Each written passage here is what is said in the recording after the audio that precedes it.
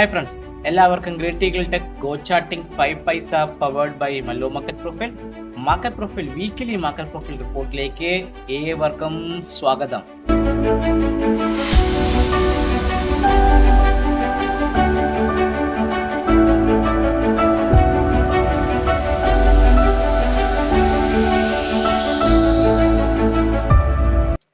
അടിപൊളി ഒരു വീക്കായിരുന്നു. രണ്ടറിയിപ്പ് ആദ്യമേ പറയാനുണ്ട്. ഒന്ന്, ഈ ആഴ്ച എന്റെ മാർക്കറ്റ് പ്രൊഫൈലിന്റെ ഓർഡർ ഫ്ലോയുടെയും പുതിയ മെന്ററിംഗ് ബാച്ച് തുടങ്ങുന്നുണ്ട്. സീറ്റ്സ് ഓൾമോസ്റ്റ് എല്ലാം ഫില്ലായി. താല്പര്യമുള്ളവരുണ്ടെങ്കിൽ ചേരാൻ താല്പര്യമുണ്ട്. മാർക്കറ്റ് പ്രൊഫൈലിനെ കുറിച്ച് പഠിക്കാനുണ്ട്, ഓർഡർ ഫ്ലോയെ കുറിച്ച് പഠിച്ച് എൻ്റെ കൂടെ ട്രേഡ് ചെയ്യാൻ താല്പര്യമുണ്ടെന്നുണ്ടെങ്കിൽ ഈ തമിഴിൽ കാണിച്ച നമ്പറിൽ ബന്ധപ്പെടുക. 5 പൈസയിൽ അക്കൗണ്ട് ഓപ്പൺ ചെയ്ത് ട്രേഡ് ചെയ്യുന്നവർക്ക് 10 റുപ്പി ഫ്ലാറ്റ് ബ്രോക്കറേജ് ആണ്. അതായത് നിങ്ങൾക്ക് ബൈയും സെല്ലും ചെയ്യുമ്പോൾ നിങ്ങൾക്ക് 40 രൂപ ബ്രോക്കറേജ് വരുന്ന സ്ഥാനത്ത് ഇപ്പോൾ 20 രൂപ ബ്രോക്കറേജ് കൊടുത്താൽ മതി. സോ നിങ്ങളുടെ 50% നിങ്ങളുടെ ബ്രോക്കറേജ് കോസ്റ്റ് കുറയ്ക്കാൻ വേണ്ടിയുള്ള താല്പര്യമുണ്ടെങ്കിൽ 5 പൈസയിൽ അക്കൗണ്ട് ചെയ്ത് ട്രേഡ് ചെയ്യാൻ താല്പര്യമുണ്ടെങ്കിലും എൻ്റെ തമിഴിൽ നമ്മുടെ ഡിസ്ക്രിപ്ഷനിൽ കാണിക്കുന്ന ആ ഒരു 5 പൈസ റെഫറൽ ലിങ്ക് ഉപയോഗിച്ച് അക്കൗണ്ട് ഓപ്പൺ ചെയ്യാം. ഇത്രയും 2 അറിയിപ്പുകൾ എനിക്ക് നിങ്ങളോട് പറയാനുണ്ട്. സോ കഴിഞ്ഞ ആഴ്ച പൊതുവേ നല്ലൊരു കഴിഞ്ഞ ആഴ്ച നിങ്ങൾ നോക്കിയാൽ അറിയാൻ പറ്റും നമ്മുടെ മാർക്കറ്റ് കഴിഞ്ഞ ആഴ്ചയിൽ എന്ത് പറ്റുന്ന വെച്ചാൽ, കൃത്യമായിട്ട് പറയണമെങ്കിൽ കഴിഞ്ഞ ഫ്രൈഡേയിലാണ് നമ്മുടെ വാറിന്റെ ന്യൂസ് വന്നത്. അവിടെ ഒരു സ്പൈക്ക് ക്ലോസോടുകൂടി നിഫ്റ്റി താഴേക്ക് വന്നിട്ട് മൺഡേയിൽ ഗ്യാപ് ഡൗൺ ഓപ്പൺ ചെയ്തു, താഴേക്ക് ഇറങ്ങി, അത് സസ്റ്റെയിൻ ചെയ്യുക, തിരിച്ച് റിവേഴ്സ് ചെയ്തു, ബാലൻസ് ആയിട്ട് ക്ലോസ് ചെയ്തു. തിരിച്ചും ട്യൂസ്ഡേ അവധിയായിരുന്നു, വെനസ്ഡേ ഗ്യാപ് ഡൗൺ ഓപ്പണിംഗ് ആയിരുന്നു. 24,400 നമ്മുടെ ഇമ്പോർട്ടന്റ് ഏരിയ പൊട്ടിയിട്ടില്ല. 300 ആ ഭാഗത്ത് കിടന്ന് കളിച്ച് തിരിച്ച് 24,500 ഭാഗത്ത് ക്ലോസ് ചെയ്തു. ട്യൂസ്ഡേയിൽ ഒരു തേഴ്സ്ഡേയിൽ ന്യൂട്രൽ സ്ട്രീം അപ്പായിരുന്നു. നമ്മുടെ മൺഡേയുടെ POC ടച്ച് ചെയ്തു, ഇമ്മീഡിയറ്റ് റിവേഴ്സ് ചെയ്തു. അവിടെ നിന്ന് ഇന്നലെ ആ ഭാഗത്ത് കിടന്ന് കളിച്ചിട്ട് ലാസ്റ്റ് മിനിറ്റിൽ വീണ്ടും ഒരു സെല്ലിങ്ങോടുകൂടി താഴേക്ക് ഇറങ്ങി. സോ ചുരുക്കി പറഞ്ഞാൽ നിങ്ങൾ നോക്കിയറിയാം, ക്രൂഡ് ഓയിൽ ഏകദേശം പറഞ്ഞാൽ $90 ആയി. $90 ഭാഗത്തേക്ക് ക്രൂഡ് ഓയിൽ വന്നു.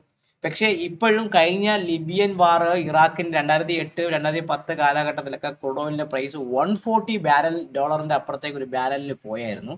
സോ അത്രയൊന്നും വേസ്റ്റ് ആയിട്ടുള്ള സിനാരിയോ ഒന്നും ഇല്ല. അന്നത്തെ കാട്ടി ഇന്ത്യയുടെ ഓയിലിന്റെ യൂട്ടിലൈസേഷന്റെ കപ്പാസിറ്റി വളരെ കുറഞ്ഞിട്ടുണ്ട്.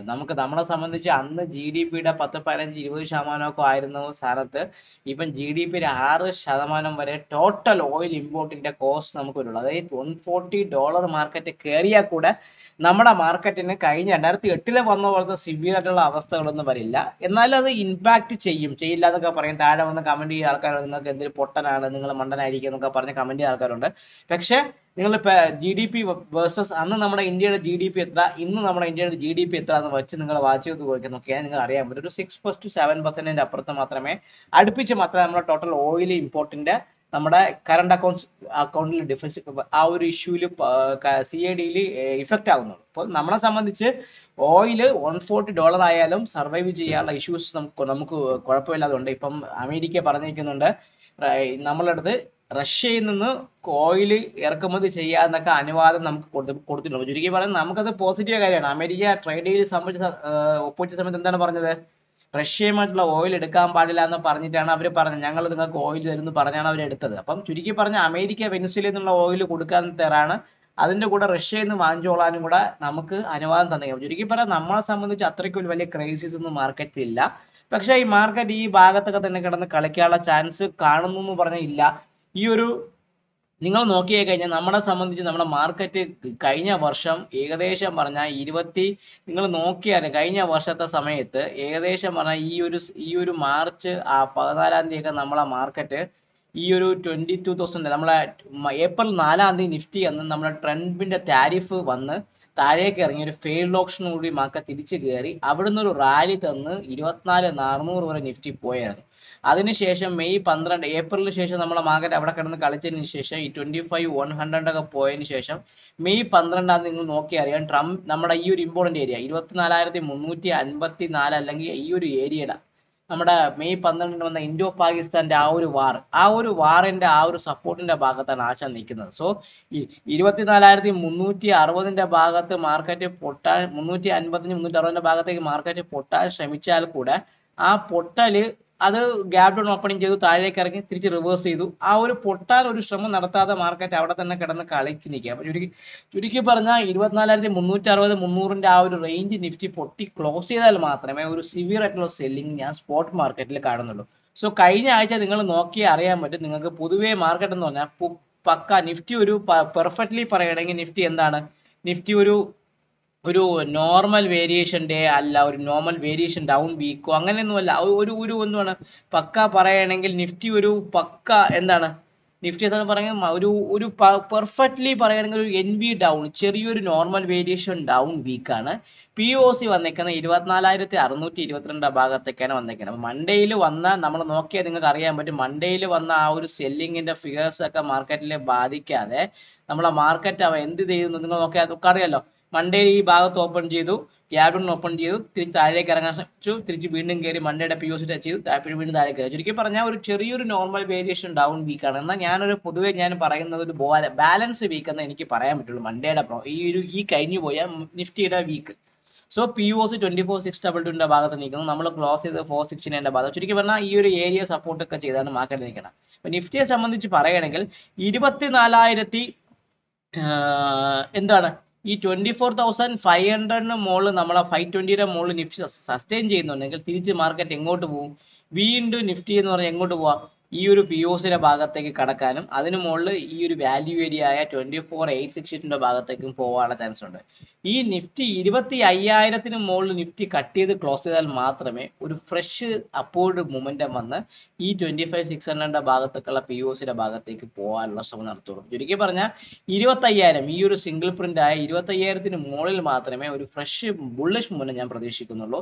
ഇല്ല എങ്കിൽ ഈ ഒരു ഏരിയയുടെ ഭാഗത്ത് ഒരു ബാലൻസിങ് തന്ന് മാർക്കറ്റ് ഇവിടെ തന്നെ കിടന്ന് കളിക്കാനുള്ള ചാൻസ് ആയിരിക്കും കൂടുതൽ ഞാൻ കാണുന്നത്. ഇതാണ് ഈ നിഫ്റ്റിയെ കുറിച്ച് പറയാനുള്ള ഇവഞ്ചുലി രണ്ടാമത് നമ്മൾ നടക്കുന്ന എവിടെയാണ് 24,000 ഈ ഒരു ഇമ്പോർട്ടന്റ് ഏരിയ നമ്മളെ ഏതാണ് മെയ് ഓഗസ്റ്റ് വന്നു, തിരിച്ച് വീണ്ടും അതായത് നമ്മളിപ്പോൾ നിൽക്കുന്നത് കൃത്യമായി നിങ്ങൾ നോക്കി പറഞ്ഞാൽ ഈ മെയ് 12ന്റെ ആ ഒരു മെയ്യിലെ ഇമ്പോർട്ടന്റ് ഏരിയയുടെ ഭാഗത്താണ് നിഫ്റ്റി നിൽക്കുന്നത്. നിങ്ങൾ കണ്ടല്ലോ, ഈ മെയ് 12ന്റെ ആ ഒരു വീക്കിൽ വന്ന ആ ഒരു ഇമ്പോർട്ടന്റ് വീക്കിന്റെ സപ്പോർട്ട് ലോവർ ലെവൽ നിഫ്റ്റി പൊട്ടുകയാണെങ്കിൽ നിഫ്റ്റി ഈ ഒരു സിംഗിൾ പ്രിന്റ് കണ്ട മെയ് 5ന്റെ വീക്കിന്റെ സിംഗിൾ പ്രിന്റ് ആയ 24,200 24,122 ഭാഗത്തൊക്കെ ടെസ്റ്റ് എടുത്താം. അതിന് താഴെ അവൻ എങ്ങോട്ട് വരാം, ഈ 23,915ന്റെ ഭാഗത്തേക്ക് വന്ന് ഈ ഒരു ഭാഗത്തൊക്കെ സപ്പോർട്ട് ചെയ്യും. ചുരുക്കി പറഞ്ഞാൽ നമ്മൾ 24,265 360ന്റെ ഈ ഒരു റേഞ്ച് സപ്പോർട്ട് പൊട്ടുകയാണെങ്കിൽ ഈ ഒരു single print weekly single print ഒക്കെ ഫില്ല് ചെയ്ത് അപ് ടു 24,000 23,915യുടെ സപ്പോർട്ടൊക്കെ ഉള്ള ചാൻസ് ഉണ്ട്. ഒരു കാര്യം ഓർത്തോളാം, ഈ 23,915 നിഫ്റ്റി പൊട്ടുകയാണെങ്കിൽ സ്പോട്ട് നമ്മൾ ഈ ഏപ്രിൽ മാസത്തെ കണ്ട അപ് ടു 23,000 വരെ ഒരു 1000 പോയിന്റിന്റെ ഒരു റേഞ്ചിന്റെ അകത്ത് ബാലൻസ് വരാം. അപ്പൊ ചുരുക്കി പറഞ്ഞാൽ 23,915 പൊട്ടിക്കഴിഞ്ഞാൽ ഹെവി ലിക്വിഡേഷൻ നമ്മുടെ നിഫ്റ്റിയുടെ സ്പോട്ട് മാർക്കറ്റിൽ വരും. അങ്ങനെയാണെങ്കിൽ അത് കഴിഞ്ഞ വർഷത്തെ ഏപ്രിൽ മാസത്തെ കുറെ റെഫറൻസ് ലെവലുകൾ ഫില്ല് ചെയ്യാൻ കിടപ്പുണ്ട്. അപ് ടു 23,225 എന്ന POCയും അതിന് താഴെ ഈ ഒരു single print value area high low ആയ 23,120. അപ്പൊ ചുരുക്കി പറഞ്ഞ ഒരു 1000 പോയിന്റ് ഗണ്ണായിരിക്കും 23,911 എന്ന് പറഞ്ഞ സാധനം പൊട്ടിക്കഴിഞ്ഞാൽ നിഫ്റ്റിയിൽ വരാൻ പോകുന്നത്. അതുകൊണ്ട് ഈ റെഫറൻസ് ലെവൽ കൃത്യമായി നിങ്ങളൊന്ന് മാർക്ക് ചെയ്യുക. അപ്പൊ ഇതാണ് നിഫ്റ്റിയെ കുറിച്ച് എനിക്ക് ഓവറാൾ പറയാനുള്ള ഒരു കാര്യം. സോ നിഫ്റ്റിയുടെ വീക്കിലി വ്യൂ എന്ന് പറഞ്ഞാൽ 24,265 പൊട്ടുകയാണെങ്കിൽ മാത്രം ഞാൻ ഒരു സെല്ലിങ്ങിനെ കുറിച്ച് ചിന്തിച്ച് അത് ഈ പറഞ്ഞ 23,911 എയിം ചെയ്യാനും അതിന് താഴെ 23,300 വരെ എയിം ചെയ്യാനുള്ള ചാൻസ് കൂടുതലാണ്. ഇല്ല 24,520 550 മുകളിലൊക്കെ സസ്റ്റെയിൻ ചെയ്യുന്നുണ്ടെങ്കിൽ ഇന്നലെ നമ്മുടെ കഴിഞ്ഞ പോയ വീക്കിന്റെ POC 24,622 അതിന് മുകളിൽ 24,900 വരെ പോകാനുള്ള ചാൻസ് ഉണ്ട്. ഒരു ബുള്ളിഷ് മൊമെന്റ് മാർക്കറ്റിലെ ട്രെൻഡ് റിവേഴ്സ് ആവുന്ന അല്ലെങ്കിൽ നമുക്ക് ഈ പ്രശ്നങ്ങളൊന്നും ഇല്ല എന്ന് മാർക്കറ്റ് കാണിക്കണമെങ്കിൽ 25,000 എന്ന് പറഞ്ഞാൽ ഈ ഒരു സിംഗിൾ പ്രിന്റിന്റെ മുകളിൽ ഒരു കൺസിക്യൂട്ടീവ് ആയിട്ടുള്ള ഒരു വീക്കിലി ക്ലോസിംഗ് കിട്ടിയാൽ മാത്രമേ നമ്മുടെ നിഫ്റ്റി മാർക്കറ്റ് മുകളിലോട്ട് പോവില്ല എന്ന് പറയാൻ പറ്റുള്ളൂ. ഇതാണ് നിഫ്റ്റിയുടെ എനിക്ക് വീക്കിലി വ്യൂ പറയാനുള്ളത്. സോ ഡെയിലി വ്യൂ നോക്കുന്നുണ്ടെങ്കിൽ നിഫ്റ്റി നമ്മുടെ ഇമ്പോർട്ടന്റ് കഴിഞ്ഞ വെനസ്ഡേയുടെ POCയുടെ ഭാഗത്തേക്ക് മാർക്കറ്റ് സപ്പോർട്ട് എടുത്തിരിക്കുകയാണ്. സോ നിഫ്റ്റിയെ സംബന്ധിച്ച് പറയുകയാണെങ്കിൽ 24,341 താഴെ മാത്രമേ ഞാനൊരു സെല്ലിങ് നമ്മുടെ ഇന്നലത്തെ വെച്ചാൽ ഒരു നോർമൽ വേരിയേഷൻ ഡൗൺ ഡേ ആണ്, സ്പൈക്ക് ക്ലോസ് ആണ്. 24,603 ആണ് പി ഒ സി. ഞാൻ ആ പി ഒ സി ഒന്ന് ആദ്യം മാർക്ക് ചെയ്ത് വെക്കാം. 24,603 ഭാഗത്തേക്കാണ് പി ഒ സി. നേരത്തെ 24,636 ആണ്, ഇന്ന് 603 ഭാഗത്തേക്ക് പി ഒ സി വരും.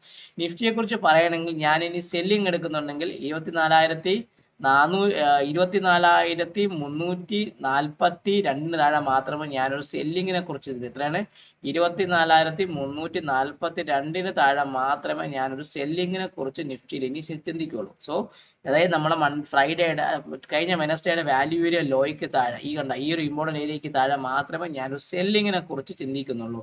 അങ്ങനെയാണെങ്കിൽ ഫസ്റ്റ് ടാർഗറ്റ് എങ്ങോട്ട് വരാം? 24,300 ഭാഗത്തേക്ക് വരാം. ഫസ്റ്റ് ടാർഗറ്റ് 24,300, അവിടെ ഒരു ഇമ്പോർട്ടൻറ്റ് സപ്പോർട്ട് സോൺ ഉണ്ട്.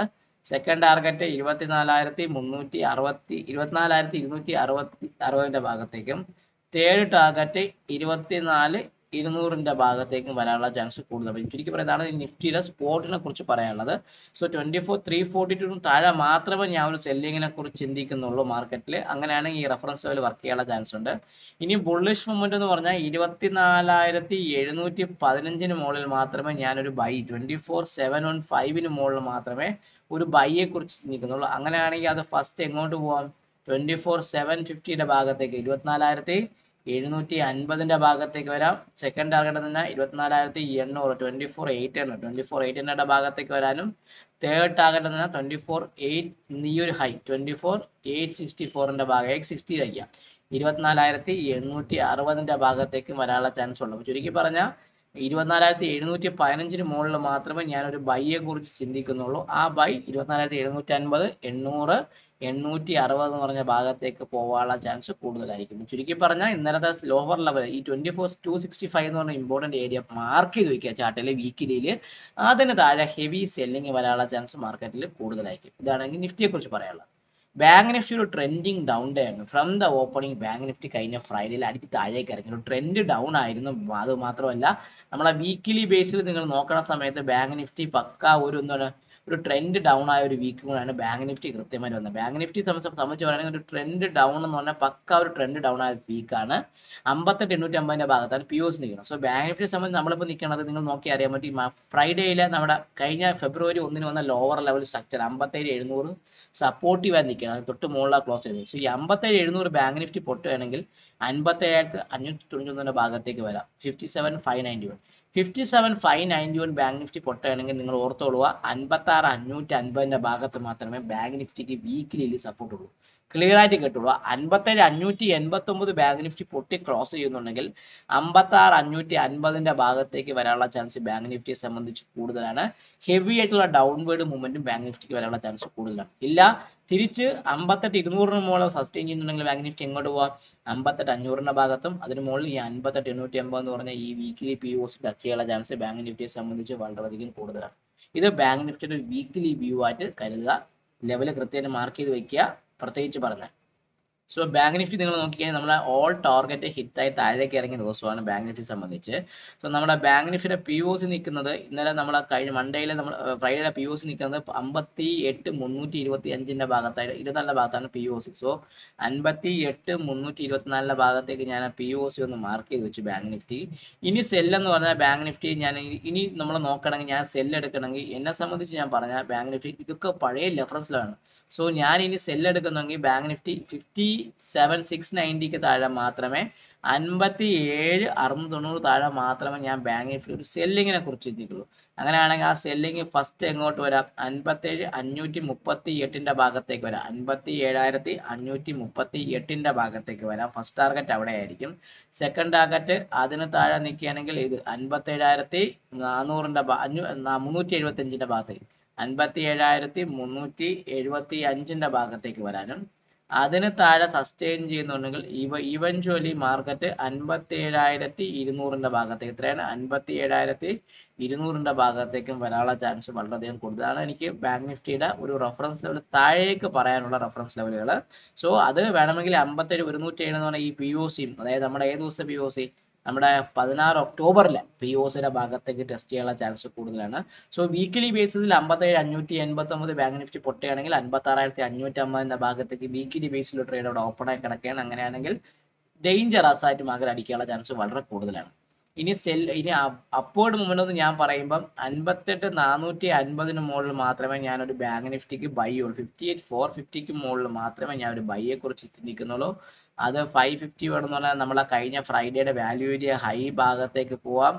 സെക്കൻഡ് ടാർഗറ്റ് എന്ന് പറഞ്ഞാൽ അതിന് മുകളിൽ നിൽക്കുകയാണെങ്കിൽ അടുത്തത് 58,707 ഭാഗത്തേക്ക് 58,707 ഭാഗത്തേക്ക് പോകാനും തേർഡ് ടാർഗറ്റ് അതിന് മുകളിൽ ഈ POC തേഴ്സ്ഡേയുടെ POC 58,880 ഭാഗത്തേക്കും പോകാനുള്ള ചാൻസ് വളരെയധികം കൂടുതൽ. ചുരുക്കി പറഞ്ഞാൽ നല്ലൊരു ഹെവി സെല്ലിങ് വേണമെങ്കിൽ തിരിച്ച് ഈ POCയുടെ ഭാഗത്ത് ബാങ്ക് നിഫ്റ്റിയിലേക്ക് എൻ്റർ ആവാനുള്ള ചാൻസും ഉണ്ട്. സോ ബാങ്ക് നിഫ്റ്റിക്ക് 57,589 വാച്ച് ചെയ്ത് വെക്കുക. വീക്കിലി ബേസിസിൽ അത് താഴെ സസ്റ്റെയിൻ ചെയ്യുന്നുണ്ടെങ്കിൽ ഹെവി സെല്ലിങ് വരാം.